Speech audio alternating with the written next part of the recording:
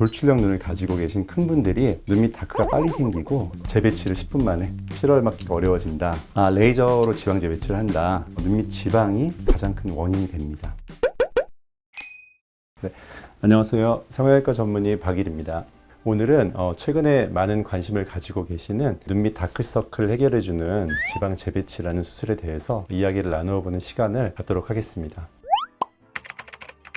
일단 다크서클이라고 하죠. 그 다크서클의 원인을 해결해주는 수술을 말하고요. 눈 밑 다크서클은 몇 가지 원인이 있는데요. 피부의 색소 침착이라든지 또 선천적으로 눈 주위에 모반이라고 해서 검은색 색소 침착이 심하게 생기는 경우들이 있어요. 그런 경우를 제외하고 대부분의 경우들은 눈 밑 지방이 가장 큰 원인이 됩니다. 눈 밑에는 지방이 있고 지방 앞에는 지방을 둘러싸고 있는 막이 있어요. 근데 그런 막이 지방이 앞으로 밀고 나오면 우리가 마치 이제 손이나 이런 데 보면 혈관이 붉은색으로 보이는 게 아니라 푸른색으로 보이잖아요. 이런 거와 똑같이 근육도 원래 붉은색인데 얇은 피부에 비쳐 보이면 푸른색으로 다크서클처럼 보이는 거예요. 그래서 튀어나온 부분의 지방을 줄여주고 또 그 지방을 이용해서 밑에 꺼져 있는 부분을 메워주어서 눈밑을 좀 전체적으로 밝고 환하게 만들어주는 그런 수술을 눈밑 지방 재배치라고 합니다.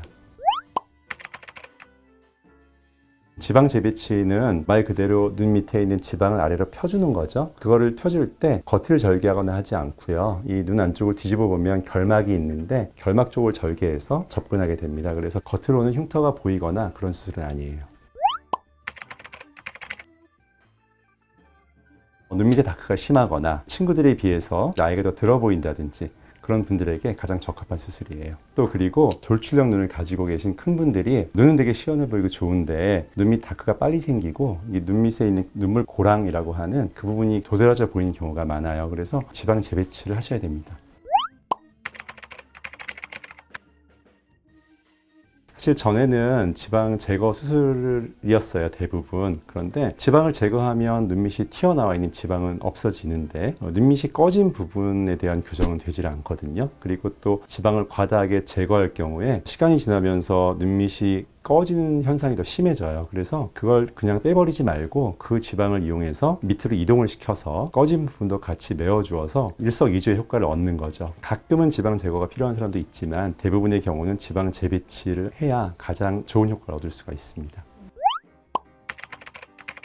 네, 많이 물어보시는 질문이에요. 지방을 여기 있는 걸 밑으로 어렵게 내리는 거나 이거 그냥 빼가지고 밑에 이식하는 거나 결과를 보면 같다고 생각할 수도 있거든요. 그런데 중요한 차이점이 있어요. 재배치를 할 때 지방을 그냥 내리는 것만 아니고요. 눈물고랑에는 눈물고랑 인대라는 조직이 있는데 그 조직이 이 피부와 뼈 사이에 단단히 붙어 있어요. 그래서 지방 재배치를 할 때에는 그 눈물고랑 인대를 펴서 그 밑으로 지방을 이동시켜 주는 거거든요.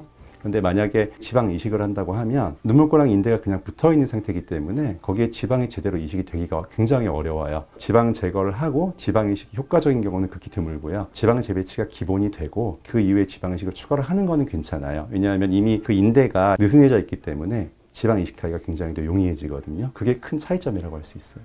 하안검 수술을 할 때에도 지방 재배치는 똑같이 진행을 해요. 그런데 가장 큰 차이점은 겉에 늘어진 피부를 잘라내느냐 안 잘라내느냐. 지방 재배치는 피부 처짐은 해결할 수가 없거든요. 그래서 피부가 얇고 피부 처짐이 있는 분이라면 하안검 수술을 하시는 건데 지방 재배치와 함께 하시는 거죠. 지방 재배치 수술을 하면 피로를 막기가 어려워진다. 겉을 절개하는 하안검을 하는 경우에는 애교 필러를 맞는 게 좀 어려울 수가 있어요. 왜냐하면 애교 필러가 들어가는 바깥쪽 부분하고 절개선하고 겹치는 게 있거든요. 그런데 눈 안쪽을 절개해서 하는 지방 재배치는 애교 필러랑은 전혀 상관이 없고요. 또 사실 지방 재배치가 잘 되면 필러를 맞을 필요가 없거든요. 그래서 방해가 되거나 그런 수술은 아니에요.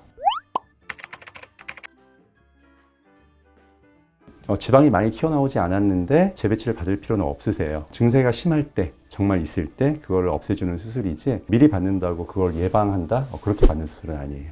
재배치를 10분 만에 레이저로 지방 재배치를 한다. 지방 재배치라는 수술은 사실은 아주 간단하지는 않거든요. 그래서 레이저를 쓴다고 하면 아마도 처음에 결막을 절개할 때 그 부분을 레이저로 한다 이런 얘기인 것 같은데요. 그거는 사실은 수술 전체에 비하면 시작에 불과하고요. 중요한 거는 내려가서 지방을 잘 찾고 그 지방을 잘 펴서 제대로 고정을 시키는 게 중요한 과정이거든요. 제가 해보면 보통 빨리 해도 30분 정도는 걸리는 수술이에요. 얼굴의 인상을 좌우하는 거는 사실은 대부분 눈에서 오거든요. 내가 만약에 조금 더 피곤해 보인다든지 다크가 심해졌네, 이런 느낌을 받으신다면 성형외과 전문의와 상담을 받으시고 필요하다면 눈밑 지방 재배치 고려해 보시는 것도 좋을 것 같습니다.